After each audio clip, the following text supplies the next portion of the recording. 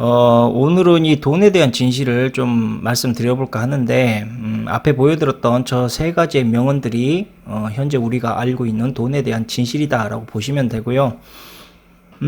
이 돈에 대한 흐름이 현재 매우 급변하게 새로운 화폐 전환으로 변해가고 있습니다. 흔히 우리가 알고 있는 현금 없는 사회로 점점 발돋움하고 있다는 이야기죠. 그래서 이 돈의 진실과 이 돈의 흐름이 어떻게 연결되어 있는지에 대해서 말씀을 드려보도록 하겠습니다. 요즘 미국이 제로금리를 유지하면서 이 막대한 달러를 푼 지가 얼마 되지도 않았는데 다시 양적 축소, 즉 테이퍼링을 추진하고 있습니다. 자, 이렇게 양적 완화와 동시에 양적 축소를 거의 동시에 감행하는 행위, 이것은 정말로 현 시국의 경제가 매우 위태로운 상황이다. 이렇게 해서라도 돈의 양을 조절하지 않는다면 지금의 경제가 더 나락으로 추락할 수 있다는 아주 위험한 상황이라는 것이죠. 그리고 이런 양적 완화와 축소를 거의 동시다발적으로 추진했던 때가 또 한 번 있었는데, 그때가 바로 1930년대에 일어났던 경제 대공황 때였습니다. 자, 지금처럼 달러의 완화와 축소가 동시다발적으로 일어나는 이유는 이 경제 버블이 거대하게 커진 상황에서 시중에 풀리는 돈의 양을 저들이 세밀하게 조정하지 않는다면 바로 장기적인 디플레와 초인플레를 유발할 수 있기 때문입니다. 자, 만약에 운 좋게 연준과 미 재무부가 달러의 발행을 적절히 다시 조절한다고 해도 현재 코로나로 인해 소비가 위축되었죠. 돈은 풀려 있어서 물가는 상승하고요. 즉 물가는 상승하고 소비는 반대로 얼어붙는 일종의 스태그플레이션의 기조가 나타날 수 있기 때문이고요. 지금처럼 더욱이 경제 버블이 아주 심할 경우는 그보다 더 심각한 슬럼프플레이션에 직면할 수도 있다라는 상황이 올 수 있는 겁니다. 자, 그렇다면 지금 상황을 아주 쉽게 말씀드리자면, 자, 현 경제 시스템의 임계점, 그러니까 한계가 거의 다가오고 있다라고 봐도 무방하다는 겁니다. 자, 지금처럼 단순하게 돈을 풀고 걷어들이는 상황만으로는 경제 위기를 결코 타파할 수 없다라는 이야기죠. 그러니까 지금의 경제 상황에서 돈을 많이 풀어도 초인플레이션의 문제가 야기되기 시작하고요. 반대로 돈을 걷어들여도 디플레이션의 부작용을 피할 수가 없고, 반대로 적정량의 돈을 시중에 뿌리고 걷어들인다고 해도 이제는 스태그플레이션의 흐름으로밖에 갈 수가 없는 상황이 오고 있다는 겁니다. 자, 결국 진퇴양난의 이러한 상황은 과거부터 이 경제에 멈추지 않는 쳇바퀴를 저들이 쉬지 않고 돌리기 위해서 무분별하게 시중에 돈을 풀어버리게 된 것이 원인이고, 또 적게 걷어들이게 되는 부작용으로 인해 생기는 문제들입니다. 자, 돈을 시중에 뿌리면 뿌릴수록 경제 발전은 더욱 눈부시고 빠르게 가속화됩니다. 그리고 기업과 노동시장의 안정성을 얻게 되기는 하지만, 자, 그만큼 미래 경제에 따른 버블 폭탄의 위험성은 커지게 됩니다. 중국 전염병 사태가 현재 이러한 상황을 더욱 가속화시키고 있죠. 그래서 1930년대 대공황 경제 수준의 상황까지 경제가 후퇴할 수 있다라고 이렇게 현재 언론들이 이야기를 하고 있는데, 자, 코로나 사태, 즉 사회적 거리두기로 인해서 소비가 위축되고 있고, 기업들이 이 소비 위축으로 인해서 구조조정과 급여 삭감, 그리고 해고가 현재 급증하고 있습니다. 이러한 현상 때문에 중국 전염병발 사태로 인해서 앞으로 세계 경제 질서가 영원히 바뀌게 될 것이다 라는 극단적인 관측까지 나오고 있습니다.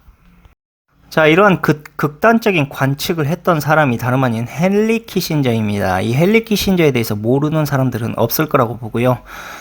이 사람이 했던 이야기는 이번 중국발 전염병 사태로 인해서 세계 질서가 바뀌게 될 것이다 라고 이야기하면서 자유 질서가 가고 과거의 성곽시대가 다시 도래할 수 있다라고 전망을 합니다. 자, 여기에서 헨리 키신저가 말하는 성곽시대라는 것은 과거 성곽 안에 거주하는 주민들은 영주의 권력과 법적 통제와 제재를 받을 수가 있었고, 필요에 따라서 시민의 자유를 부분적으로 박탈할 수 있는 일종의 사회주의 사고방식이라고 볼 수가 있습니다. 헨리 키신저가 이 중국발 전염병을 성과학 시대로 비유해서 이야기하는 이유는 과거 인간이라면 실현 불가능했던 바로 사회주의 시스템을 이제 인공지능과 자동화 로봇이 대체하게 된다면 충분히 가능할 것이다 라는 이러한 사상을 말하고 있는 것입니다.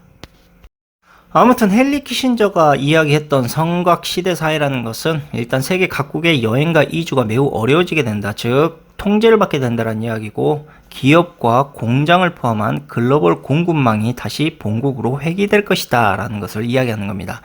기업과 공장이 이제 더 이상 싼 임금과 인프라를 위해서 돌아다닐 이유가 없어지게 된다는 것이죠. 그 이유는 바로 로봇과 인공지능 때문입니다. 자, 만약에 지금의 시대가 코로나 거리두기와 같은 이러한 상황으로 인해서 과거의 성곽 시대 사회로 다시 돌아가게 된다면 지금보다 더욱 강력한 정부의 통제 감시로 인해서 세계는 이전 경제사회로 다시 돌아가지 못하게 됩니다. 자, 지금까지 말씀드린 이야기를 간결하게 다시 이야기하자면 각국의 정부는 지금의 코로나처럼 앞으로 새롭게 대유행할 전염병 감시의 명분을 앞세워서 국가 사회주의 체제로 점점 변환시킬 수 있다라는 이야기입니다. 이것이 헨리 키신저 같은 엘리트들이 말하는 성곽 시대, 즉 국가 사회주의 시대이며, 결국 국가 사회주의가 현실적으로 실현될 수 있는 가장 핵심적인 기술은 바로 로봇과 인공지능이다 라고 볼 수가 있는 것이죠. 자, 그렇다면 지금까지 출현한 이 기술과 상황들이 결코 우연이 아니라는 것을 다시 한번 복습하기 위해서 단어를 연결해 봅시다. 자, 인간처럼 생각하는 인공지능 기술의 출현, 그와 동시에 휴머노이드 로봇의 발전, 코로나 사태로 인한 현금 없는 사회의 급진적인 전환, 인공지능과 로봇이 주도하는 새로운 경제 시스템인 국가 사회주의 체제. 자, 보시는 것처럼 이 모든 것이 긴밀하게 연결되어 있다는 것을 여러분들은 아실 수가 있을 겁니다. 결국 저들은요, 지난 30년간 글로벌 경제 성장을 이끈 지금의 세계화 시대의 종말을 엘리트들 스스로가 현재 만들어 나가고 있는 것입니다. 지난 반세기 동안 노력해온 이 협력하는 글로벌 경제는 이제 새로운 로봇 시대가 도래함으로 인해서 아무런 의미가 없어지게 됩니다. 그리고 실제로 중국 전염병 사태로 인해 전 세계가 불황을 체감하는 경제 쇼크는 이제부터 본격적으로 시작이 될 것입니다. 그러니까 V자 반등이 아니고 아주 긴 지루한 U자 반등의 이 경제 성장을 하게 될 것이라는 이야기죠. 현재도 확진자 수가 세계에서 가장 많은 미국의 경우만 보더라도 이 3월 비농업 일자리는 70만 1000명이 감소하였고 실업률은 5%까지 치솟았습니다. 자, 미국에서 월간 신규 일자리 수가 줄어든 것은 무려 113개월 만입니다. 트럼프 대통령이 치적으로 내세우는 완전 고용 실업률도 이제는 먼 이야기일 뿐입니다. 자, 사실 통계에 나온 미국 실업률 5%는 아직 4월 통계치를 포함하지도 않은 자료이고요. 이미 미국의 실업률이 12.5%까지 치솟은 상태라고 전문가들은 이야기하고 있습니다. 자, 이미 2008년 금융위기 때 10%의 실업률을 넘어서고 있습니다. 그리고 옥스퍼드 이코노믹스는 미 실업률이 15% 이상까지 치솟을 것이다 라고 예상을 하고 있을 정도입니다. 자, 지금의 미국 실업률은 대공황 이후 최고치라고 볼 수가 있는데 1933년 미국 연간 실업률은 무려 25% 정도였고요. 1931년부터 1940년까지 연간 실업률은 평균 14%를 웃돌았습니다. 자, 과거 대공황 사태보다 더욱 빠르게 실업률이 늘어나고 있다라는 이야기인데, 자, 이는 미국 실업률이 이미 대공황 수준을 넘어선 것이다 라고 판단하는 게 맞다고 봅니다. 문제는 미국뿐 아니라 다른 나라에서도 미국과의 사정이 별반 다르지 않다라는 것입니다. 자, 대표적인 유럽 국가인 영국에서는 최근 몇 주 사이 실업수당 청구가 10배나 급증한 100만 건을 기록하고 있고요. 이미 실업률 13.8%로 선진국 중 최고인 스페인에서는 지난달 신규 실업자가 83만 4천 명으로 전월 대비 30만 2천 명이 늘어나고 있습니다. 자, 이렇게 세계 각국의 실업 사태 추이를 지켜본 국제통화기금 총재는 IMF 역사상 이처럼 세계 경제가 멈춰 서 있는 것을 본 적이 없다라고 이야기하면서 전염병발 사태의 경제적 파장을 가늠하기 어렵다라고 이야기합니다. 당연히 가늠하기 어렵다라고 이야기하겠죠. 이미 다 알고 있었으면서. 저 개자식들, 특히 IMF나 WHO, FRB 총재와 헨리 키신저 다 똑같은 한통속 인간 쓰레기들임을 여러분들은 분명히 알고 있어야 합니다.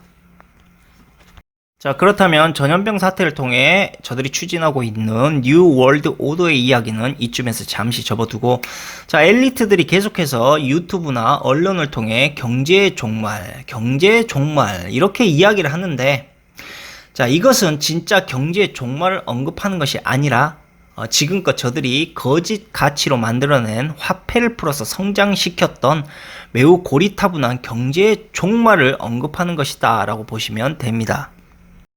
좀 더 노골적으로 말씀드리자면 지금의 엘리트들은 아무런 가치도 없는 종이 화폐를 뿌려서 우리의 노동력을 착취하고 경제를 성장시켜 왔는데, 자, 이제는 지들 자신들도 지금의 경제 버블을 통제하지 못하는 상황이 오기 시작하자 인위적인 전염병 사태를 일으키고 그 책임을 전염병으로 돌려서 전염병으로 인하여 경제의 종말이 오고 있다라는 개소리로 자신들의 거대한 화폐 사기를 숨기려고 하는 짓거리라는 것이죠. 자, 이쯤 되면 우리도 이제 깨달아야 됩니다. 바로 화폐는 엘리트들이 우리의 인생과 시간을 조져버리기 위해서 만들어낸 것이고, 이것은 사실 아무런 가치가 없는 개사기 종이 쪼가리라는 것을 말입니다. 그리고 코로나 사태로 인해 더욱 분명하게 저들의 의도가 드러난 종이 쪼가리 화폐의 진실을 이제는 말씀드려도 되지 않을까 하는 그러한 생각이 듭니다. 여러분들, 도대체 돈이란 무엇일까? 한번 생각해 본 적이 있습니까? 자, 시중에 돌고 있는 화폐에 대한 진실을 다룬 블록버스터 영화 한 편이 없다라는 거 정말 이상하다고 생각해야 됩니다. 그리고 어느 학교에서도 돈의 본질과 생리에 대해서 공부하는 곳이 전혀 없다라는 거 충분히 의심을 해야 된다는 것이죠. 자, 또 하나 질문을 던져봅시다. 돈은 어디에서 생기는가? 생각해 본 적이 있습니까? 물론 우리들은 언론에서 보고 들은 것처럼 돈은 중앙은행과 정부에 의해서 만들어진다라고 이렇게 믿고 있습니다. 그러나 이것은 사실 반만 맞는 반쪽짜리 진실입니다. 자, 우리가 흔히 돈이라고 생각하는 이 동전이나 지폐는 실제로 조폐창이라고 하는 연방 정부 기관에서 모두 생산된다라고 알고 계시는 분들이 많지만 대부분의 돈은 조폐창에서 만들어지지 않습니다. 이 조폐창에서는 은행의 예치금 정도의 아주 조금의 실질 화폐만 만들어낼 뿐이고, 진실은 우리가 알고 있는 시중은행이라고 하는 사기업에 의해서 매일 막대한 규모로 생산이 되고 있다는 것입니다. 자, 사람들의 대부분은 이 예금자가 맡긴 돈을 은행이 대출해준다라고 믿고 있는데 이것은 완전히 틀린 이야기입니다. 자, 사실 은행은 자신이 벌어들인 돈이나 예금을 빌려주는 게 아니라 돈을 빌리는 사람의 상환 계약서와 신용 담보를 이용해서 대출해주고 돈을 만들어내는 것입니다. 자, 이렇게 은행을 통해 돈을 빌린 대출자는 대출 원금과 이자를 덧붙인 금액을 포함해서 은행을 통해 다시 이 돈을 상환하거나 혹은 집이나 자동차와 같은 기타 담보물로 잡힌 자산을 내놓겠다라는 일종의 노예계약서를 작성하는 것이죠. 그리고 은행은 이 노예계약서를 통해서 차금인의 계좌에 대출 금액을 써놓는 행위만으로 은행 금고에도 존재하지 않는 돈을 마술처럼 생산해버립니다. 즉 실제 화폐는 존재하지도 않는데 통장에 덩그러니 찍힌 숫자만으로 가상의 돈을 마구 찍어내서 생산해낸다는 것입니다. 자, 너무 황당하고 터무니없는 말처럼 들리겠지만 이것은 엄연한 사실입니다. 그리고 지금 여러분들의 통장에 찍힌 숫자들도 실제 화폐는 존재하지 않고 숫자만 찍혀있는 것입니다. 그리고 여러분들이 예금한 돈을 은행에서 다시 찾으러 갈 때 은행에서 가지고 있는 최소한의 실질 화폐를 바꾸어 주는 것입니다. 이것을 지급준비금이라고 하는데, 만약 은행에 돈을 예금한 모든 사람들이 이 돈을 찾는 상황이 발생하게 된다면 은행은 소량의 지급준비금의 부족으로 인해 모두에게 돈을 주지 못하는 일종의 은행 부실 사태, 즉 뱅크런이 발생하게 됩니다. 이처럼 실질 화폐도 없는 은행들이 가짜 돈을 마구 부풀려서 만들어내는 이러한 금융사기, 이게 어떻게 생겨나는가를 설명하기 위해서는 먼저 과거의 화폐 이야기를 꺼내야 합니다. 과거에는 다양한 물건들이 돈으로 사용이 되었습니다. 자, 우선 돈은 휴대가 간편화했고 가치가 거의 변하지 않으면서 식량이나 의복, 집처럼 실질 가치가 있는 물건과 교환이 가능할 수 있는 그러한 신용도 가져야만 했습니다. 자, 그래서 초창기에는 조개 껍질, 코코아 열매, 아름다운 돌, 심지어 깃털까지도 돈으로 사용될 때가 있었지만 이것은 위조나 매우 흔하게 구할 수 있는 것들이어서 그 가치가 쉽게 떨어졌습니다. 그래서 그들이 고안해낸 것이 바로 금과 은입니다. 금이나 은은 한정적이고 아름답고 부드러우며 무엇보다 변하지 않습니다. 그리고 썩지 않고 가공이 쉽다. 이 모든 것들이 이 은에 대한 매력성을 부과시켰던 것이죠. 그리고 사람들 사이에서 자연스럽게 금과 은은 가치를 가지게 되었고 금과 은을 다루는 전문가들도 생겨나기 시작했습니다. 금은을 다루는 전문가들은 금속 화폐를 휴대하기 더 편하게 주조함으로써 거래를 훨씬 편하게 만들어주게 되었고 이 금속 화폐는 사람들 사이에서 누가 먼저라고 할 것 없이 화폐 표준화로 사용되기 시작했던 겁니다. 이 금화의 가치는 무게와 순도로 보증이 되었습니다. 자, 금의 가치가 이렇게 높아지게 되자 많은 사람들은 금 세공사를 통해 귀중품 제작이나 금화로 변환했을 수 있도록 금의 세공사를 통해 의뢰하기 시작했고 당연히 금 세공사들은 많은 금을 보관할 금고가 필요할 수밖에 없었습니다. 자, 금을 보관할 금고가 만들어지기 시작하자 이제는 사람들이 금 세공사들을 통해 자신들의 금화나 귀중품을 안전히 보관할 수 있도록 일종의 금고의 공간을 대여해달라고 요청하기 시작했습니다. 그리고 금 세공사는 돈을 벌 목적으로 금고의 모든 선반을 대여해주기 시작했고 대여 소득을 얻게 되었습니다. 하지만 금 세공사는 금 대여업을 통해 한 가지 기가 막힌 사실을 알아차리게 됩니다. 그러니까 금을 맡긴 사람들이 실제로 금을 되찾는 경우가 별로 없었고 한꺼번에 몰려온 상황은 전혀 없었다라는 것이죠. 그 이유인 즉슨 바로 금 세공사가 써준 보관증이 금을 대신해 장터에서 금화처럼 거래되고 있었기 때문이었습니다. 자, 그들이 금 대신 보관증을 거래한 이유는 이 종이돈 자체가 무거운 금속 화폐보다 훨씬 가볍고 편리하였을 뿐 아니라 거래 때마다 하나하나 힘들여서 헤아릴 필요가 없이 그냥 금액을 써넣기만 하면 되었기 때문이었습니다. 자, 이러한 사실을 깨달은 금세공사는 번뜩이는 아이디어 사업을 추진해 나갔습니다. 바로 금세공사 자신이 보유한 금 계약서를 이용해 이자를 붙여서 금을 대출하는 그러한 사업이었습니다. 자, 지금껏 보관증이 금 대신 거래되었기 때문에 사람들은 자연스럽게 실제 금보다도 금세공사가 써준 증서의 형태로 된 대출금을 원하기 시작했습니다. 이렇게 시간이 흘러 경제산업이 확대되어감에 따라 사람들은 더 많은 금을 필요로 하게 되었고 금세공사로부터 더 많은 대출 증서를 받기를 원했습니다. 자, 상황이 이렇게 되자 금세공사는 더 획기적인 아이디어를 생각하게 됩니다. 물론 금을 맡겨놓은 많은 사람들이 실제로 금을 다시 되찾아가는 일은 거의 없음을 알고 있었기 때문에 세공사는 자신의 금과 예금자들의 금 모두를 바로 자신의 담보물로 설정하게 하고 더 많은 금 대출 증서를 발행하기 시작했던 것이죠. 자, 이렇게 해도 대출금이 상환만 된다면 예금자들은 자신의 금이 없어진 걸 알 수 없을 뿐 아니라 다시 상환되었기 때문에 어떠한 문제도 일어나지 않을 것이다 라고 금세공사는 판단하였던 것이죠. 금세공사는 이제 세공사가 아닌 돈을 빌려주는 사채 은행가가 되어서 자신의 금만을 빌려줄 때보다 더 많은 금을 대여할 수가 있게 되었고 당연히 훨씬 더 큰 이익을 챙기게 되었습니다. 자, 금세공사는 금을 대여해준 예금자의 금을 누군가에게 빌려준 대가의 이자로 인해서 큰 돈을 벌게 되었던 것이죠.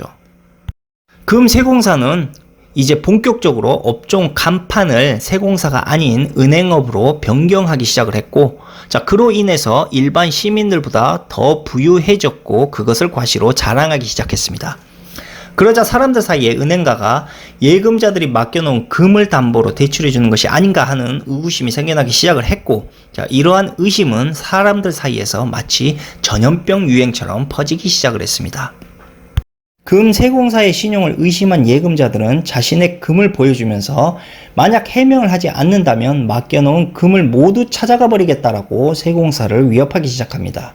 그러자 금세공사는 금고 속에 많은 양의 금을 보여주면서 여러분들의 금은 안전하니 걱정할 거 없다라고 이렇게 안심을 시키게 됩니다. 자, 그렇게 사람들을 안심시킨 금세공사는 사람들의 돈을 걷어들이기 위해 더욱더 큰 사기를 계획하기 시작합니다. 바로 금고에 있지도 않은 금을 담보로 하는 대출 증서를 마구 찍어내기 시작했던 것입니다. 금세공사의 그칠 줄 모르는 욕심으로 인한 금대출 증서의 무분별한 발행은 사람들이 다시금 금대출 증서를 의심하면서 금대출 증서의 신용과 가치가 하락하기 시작을 했고, 이를 의심한 모든 사람들이 금대출 증서를 통해 진짜 금을 찾아가는 사태가 일어나기 시작을 합니다. 결국 금세공사의 욕망의 사기도 종말을 맞이하게 됩니다. 자, 금이 실제로 사람들 사이에서 거래되고 이동한 것이 아니라 금의 대여 증서만으로 사람들 사이에서 그것이 돌았던 것입니다. 자, 그런데 문제는 금의 보존량보다 사람들 사이에서 돌아다닌 금의 대여 증서에 기입된 금의 양이 압도적으로 많았다라는 것이죠. 결국 세공사 금고 속의 금은 현재 은행의 지급 준비금이라고 할 수가 있고, 시중에 돌아다니는 금 대여증은 화폐라고 볼 수가 있습니다. 이제는 많은 세월이 흘렀고 금세공사들은 사라지게 되었습니다. 대신에 부분준비제도와 각국 중앙은행, 사은행들의 상호 관계가 이제 세계의 지배적 통화 시스템으로 구축되게 되었죠. 그리고 화폐의 근본이랄 수 있는 이 황금은 점차적으로 이 화폐의 활용성에서 도태되어 갔습니다. 자, 현재는 돈의 본질이 완전히 바뀌었습니다. 과거 금본위 제도 때만 해도 지폐는 실제로 금과 은으로 교환될 수 있었지만 지금은 지폐나 전자달러와 같은 화폐 교환이 가능할 뿐입니다. 자, 그렇다면 이제 우리가 한 가지 알고 넘어가야 할 점은 과연 정부와 은행, 이 양쪽 모두가 이렇게 돈을 부풀리기 시작한다면 얼마나 많은 돈이 세상에 풀려서 존재하고 있는가 하는 의구심이 듭니다. 과거의 돈은 실제로 한정이 되어 있었죠. 자, 예를 들자면 새로운 금화나 은화를 제조하기 위해서 그만큼의 금광이나 은광을 발견해서 캐내야만 했습니다. 자, 오늘날의 돈은 금과 은, 이것과는 아무런 상관없이 무조건적으로 부풀려지고 있습니다. 즉, 새로운 돈은 누군가의 은행에서 대출을 받을 때마다 계속해서 만들어지는 것입니다. 그 부작용의 결과 돈의 총량의 한계라는 것이 없어져 버렸습니다. 굳이 지금 화폐 총량을 제약하는 것이 하나 있다면 그것은 채무, 즉 부채입니다. 이 부채 금액이 돈의 총량에 해당되는 것이다 라고 보시면 됩니다. 금과 은을 탈피한 돈이 만들어지는 과정은 이렇습니다. 자, 정부와 중앙은행을 통해 새롭게 찍어낸 돈, 이것을 준비예금 제도라고 이야기하고 최소한의 은행의 실물 화폐를 보유한다라는 그러한 제도입니다. 이것을 법적 한도로 정부와 중앙은행이 설정해 놓습니다. 과거에는 은행이 금고에 있는 실제 금 1달러 가치에 한해서 10달러의 돈만을 만들어내는 게 원칙이었지만 오늘날 예금 준비율은 금 보유량과는 아무런 관계가 없습니다. 새롭게 창조된 이러한 돈들은 은행이 그전에 보유하고 있던 자산과 부채, 돈에 따라 그 일정 비율이 정해질 뿐입니다. 현재 은행이 가지고 있는 실질 자산은 정부가 발행을 지시한 약간의 현금, 그리고 사은행들이 중앙은행에 예치해둔 자금, 마지막으로 은행이 갖고 있는 계좌 예금의 총액뿐입니다. 자, 이것을 간단하게 설명을 해보자면 은행의 예금 준비 비율은 은행들이 사람들에게 대출해준 돈의 불과 9분의 1 수준 뿐입니다. 즉 각각의 사은행이 중앙은행으로부터 100원의 예금 준비 비율을 실제로 그 돈을 받았다면 은행은 이 100원을 무려 1000원까지 부풀려서 시중에 대출금으로 투자를 하는 것이죠. 자, 이것은 전 세계 모든 금융 시스템에 현재 적용이 되고 있고요. 사실상 아무것도 없는 것을 있는 척 보여주면서 사람들에게 속여 파는 것이기 때문에 이것은 일종의 금융 사기라고 볼 수가 있습니다. 그리고 최근 몇십 년 동안 은행들의 집요한 로비 활동의 결과로 인해서 각국의 중앙은행에 예치금을 두어야 한다라는 예금 준비 비율 규칙은 이제 몇몇 나라에서는 거의 사라져 버렸고요. 현재 은행의 실제 비율은 이제 9대 1보다 훨씬 더 높아지게 되었고, 대출 계좌 유형에 따라서 적게는 20대 1, 많게는 30대 1까지도 흔한 경우가 되어버렸습니다. 그리고 최근에는 대출 수수료를 이용함으로써 은행들은 이제 준비 비율이라는 제약을 완전히 우회하는 길을 준비 중에 있습니다. 결국 규칙은 복잡하지만 상식적인 현실로 보았을 때 돈의 실체는 매우 간단합니다. 은행은 이미 우리가 돈을 빌릴 수 있는 한도가 없을 정도로 거의 무제한적인 돈을 만들어낼 수 있다라는 이야기고, 자, 이렇게 찍어낸 가상의 돈 95% 이상은 누군가가 은행에 찾아와 담보와 신용을 통해 부채를 만듦으로써 쉬지 않고 새롭게 계속적으로 만들어지고 있는 것입니다.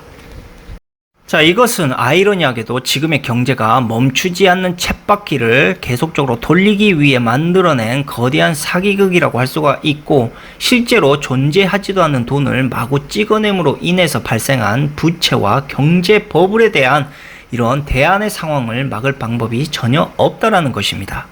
자, 그렇다면 돈을 다시 걷어들이면 되지 않느냐? 자, 문제는 뿌려버린 많은 돈들이 전혀 환수되고 있지 않다라는 것입니다. 누군가의 검은 계좌에 잠잘 수도 있고, 혹은 빚을 갚지 못하여 파산하는 사람들이 늘어남으로 인해 돈의 환수는 점점 어려워지게 되고, 풀려버린 시중의 돈으로 인해 물가는 점점 치솟아 오릅니다.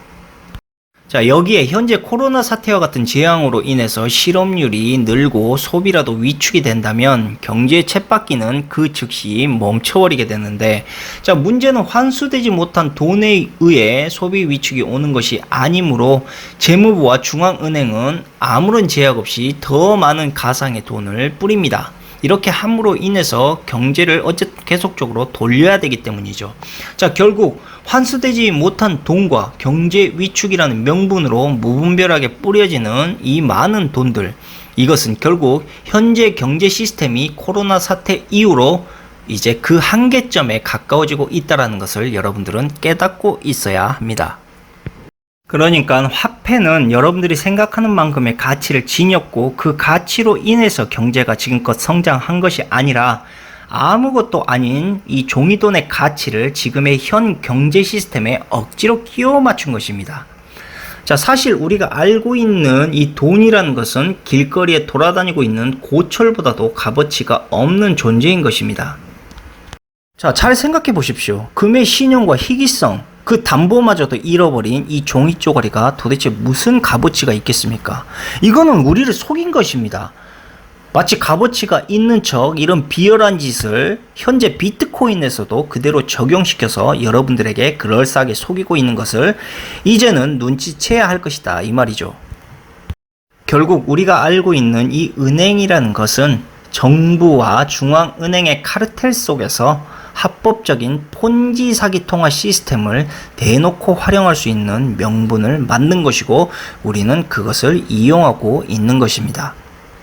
현실적인 거래에 대해서 이야기를 해봅시다. 자, 현실적인 거래라는 것은 누구에게 무언가를 빌려주었다 라고 했을 때 반드시 그에 상응할 무언가를 교환해야 합니다. 그런데 은행은 자신이 갖고 있지도 않은 돈을 우리에게 빌려준다라고 거짓으로 약속하고 그 이행을 통해 은행의 빚과 이자를 통한 수익을 벌어들이고 있습니다. 자신들도 없는 돈을 우리에게 거짓으로 있는 척 빌려줘 놓고 거기에 따른 이자와 수익을 빌어먹는다는 것이죠. 결국 정부와 기업, 가정에 이르기까지 천문학적인 부채가 양산될 수 있었던 것도 바로 저 가상의 돈 때문입니다. 만약에 저게 아니라면 은행은 어떻게 천문학적인 부채를 만들 수 있었고 그 돈들은 과연 어디에서 나왔다는 이야기입니까? 이제 여러분들이 알게 됐듯이 그 돈은 존재하지 않는 돈입니다. 은행은 돈을 빌려주는 곳이 아닙니다. 그냥 부채를 무분별하게 발행함으로 인해서 그 돈을 만들어내는 기관이라고 보는 게 더 맞는 것이죠. 그리고 부채는 잠재적으로 무한정한 것이기 때문에 돈의 공급도 무한정 가능한 것입니다. 그리고 언론에서 보고 계시는 저 막대한 부채들이 그렇게 양산된 돈들입니다. 그리고 이것은 그대로 우리에게 빚더미로 눌러앉게 만들고 지구상에 있는 풍부한 자원과 기술 혁신, 그리고 대부분의 정부, 회사, 개인, 이 모든 것들이 은행가들의 무거운 빚을 지고 있는 것이 현실입니다. 그러니까 정답을 말씀드리자면 부채가 없다라는 이야기는 돈도 없다라는 이야기와 같습니다. 부채를 인위적으로 생산해서 만들어내고 그것으로 돈을 만들어내는 시스템으로 경제가 성장을 했다라는 것이죠. 그러니까 현 경제 통화 시스템은 부채가 생겨나지 않을 때 돈도 생겨나지 않게 되는 것입니다. 우리는 완전히 상업적 은행들의 돈놀이에 의해서 이용당한 존재들이었습니다. 누군가가 돈을 빌리지 않게 되면 현금이든 신용이든 돈이 순환되지 않게 되고, 은행들이 풍부한 돈을 만들어내게 되면 우리는 그 돈을 이용해서 번영을 누리게 되고, 그렇지 않으면 굶주리게 되는 상황을 저들이 만들어낼 수 있다는 겁니다.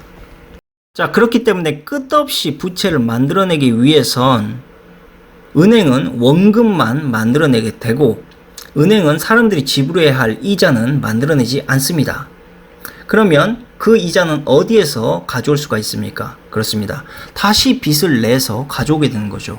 이러한 악순환으로 끝없이 부채를 만들어내는 시스템을 은행이 만들어낸 것입니다. 결국 부채가 늘어남으로 인해서 누군가는 그 상당량의 부채의 빚과 이자를 갚아야 된다는 이야기인데, 이제는 이것을 갚아 나갈 수 있을 만한 경제 상황과 여력도 부족한 상황입니다. 그래서 지금처럼 위기가 올 때마다 미친 듯이 돈을 풀고 걷어들이는 상황만으로는 지금의 경제 문제를 결코 타결할 수가 없다라는 겁니다. 그렇다면 지금의 이 경제 위기를 과연 어떻게 해야 벗어날 수가 있을까요? 그렇죠. 아예 이러한 시스템 자체가 완전히 바뀌어야 된다는 것입니다. 자, 그렇기 때문에 금은 오랜 세월 동안 꾸준한 신뢰를 받아왔고, 이미 많은 화폐 제도 개혁가들도 이제는 다시 근본이제로 돌아가야 된다라고 이렇게 주장을 하고 있는데, 자, 문제는 그 많은 금이 도대체 어디에 있냐라는 겁니다. 미국 연준 지하실에 있을까요? 아니면 포트녹스에? 자, 제가 앞서 늘 말씀드렸다시피 달러가 금본위제로 돌아가기 전에 미국은 먼저 연준과 포트녹스의 금의 실체를 밝혀야 하겠지만 절대 보여주지 않겠죠. 왜? 자신들이 이야기한 금의 실제 총량이 없기 때문에 말이죠. 그리고 금본위제 이전에 금을 이용한 많은 속임수도 무시할 수가 없습니다. 최근에 미국과 중국의 텅스텐 금괴 사건, 그리고 납을 섞어서 판매한 금 사기꾼들, 과거 고대 로마 시대에도 구리를 섞은 금화가 흔한 관행이 되기 시작하면서 금화의 가치가 급락했고, 결국 로마 역시 멸망하는 중요한 원인이 되었습니다.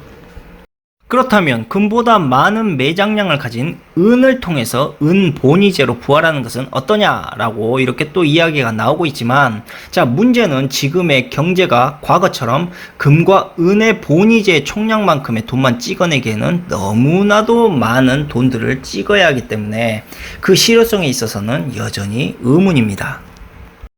그래서 저들이 지금까지 늘 금융 시스템을 새롭게 바꾸기 위해서 연구를 했던 것이고, 그렇게 조용히 삐짓고 나온 화폐가 현재의 암호화 화폐인 것입니다. 오죽하면 그 더럽고 지저분한 돈인 비트코인까지 꺼냈겠습니까, 여러분들? 그리고 사람들에게 공평한 화폐제도 시스템이라는 인식을 심어주기 위해서 탈중앙화 화폐다라고 이렇게 외쳤지만, 결국 이것은 거래소와 코인판이라는 거대 투기장을 형성했을 뿐이고, 이로 인해 사람들 사이에서 돈과 같은 가치가 형성되어지는 데 도움을 줬을 뿐입니다.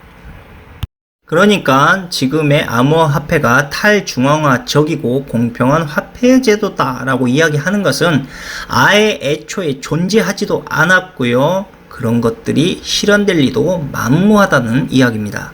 그리고 현재 각국의 중앙은행들은 BIS의 명령에 따라서 CBDC 화폐를 계속적으로 출현하기 위해서 추진 중에 있습니다. BIS가 이 암호화폐에 대해서 부정적으로 이야기하다가 갑자기 이율배반적으로 말을 바꾸기 시작하면서 CBDC 화폐 연구를 추진하라 라고 이렇게 이야기했던 이유는 결국 지금의 화폐가 임계점에 다다랐다 라고 볼 수가 있고요.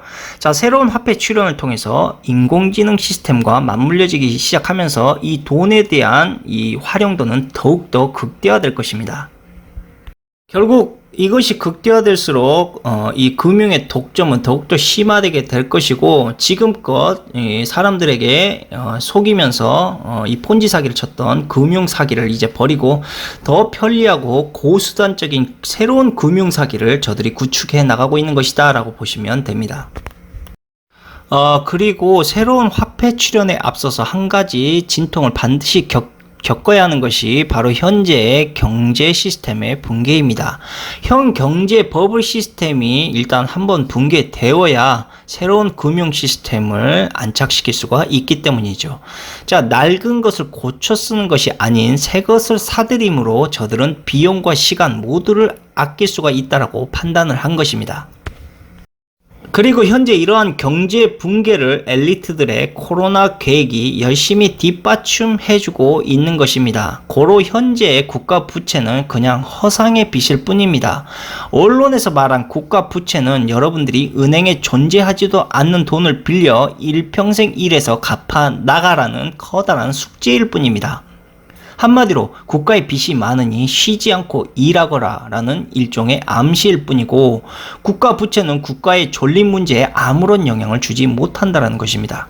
아니, 일부러 이렇게 국가 부채 심각성을 우리에게 보여줌으로써 우리 인생을 노동으로 좀먹게 하려는 그러한 수작이다 라고 보는 게 더 맞을지 모르겠습니다. 그러니까 한마디로 국가 부채는 아무런 의미가 없습니다.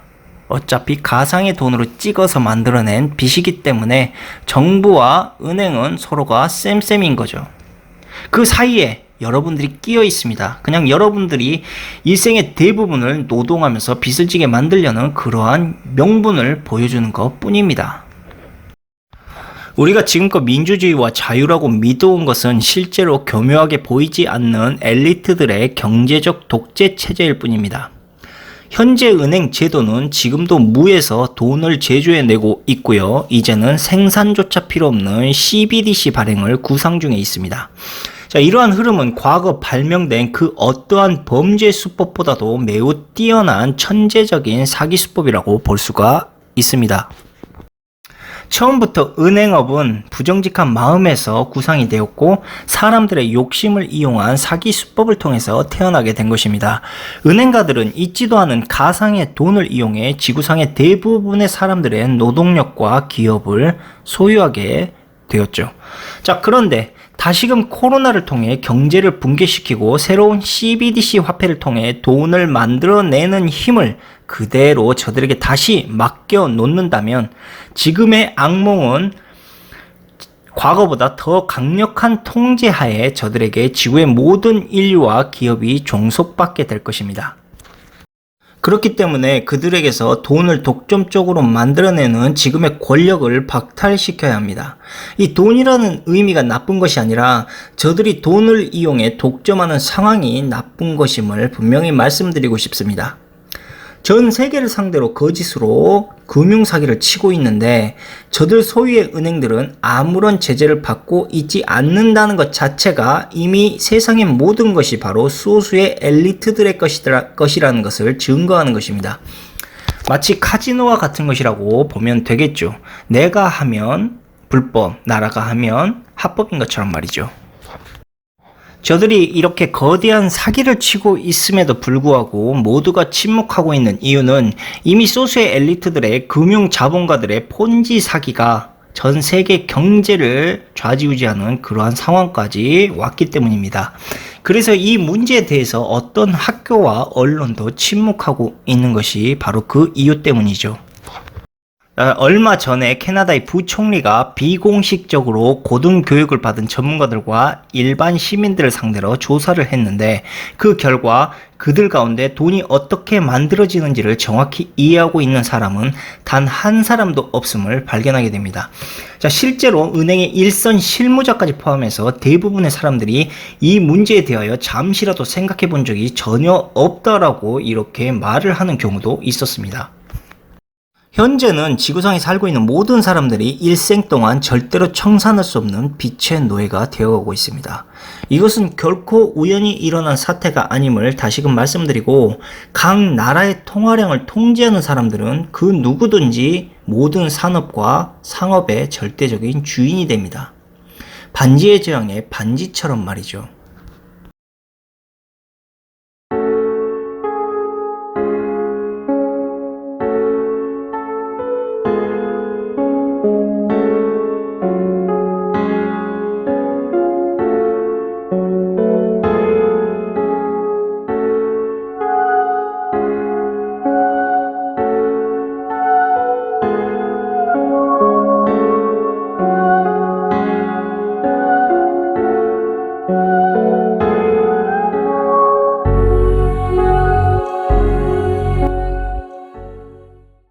코로나 사태와 새로운 화폐 개혁 그리고 CBDC 발행의 연관을 봤을 때 현재 이 새로운 화폐 개혁은 절대 우연이 아니다.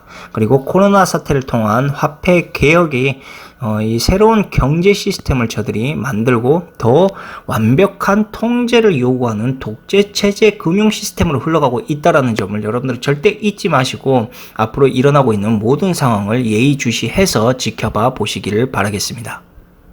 자, 아무리 시대가 흘러간다 하더라도 결국 금융을 거머쥔 자가 모든 것을 통제하는 시스템은 변하지 않는다라는 것을 말씀드리고요. 지금 상황은 화폐가 새롭게 변혁되는 개혁의 시대라는 것을 잘 생각하셔서 앞으로의 시대를 대비하시기를 바라겠습니다. 감사합니다.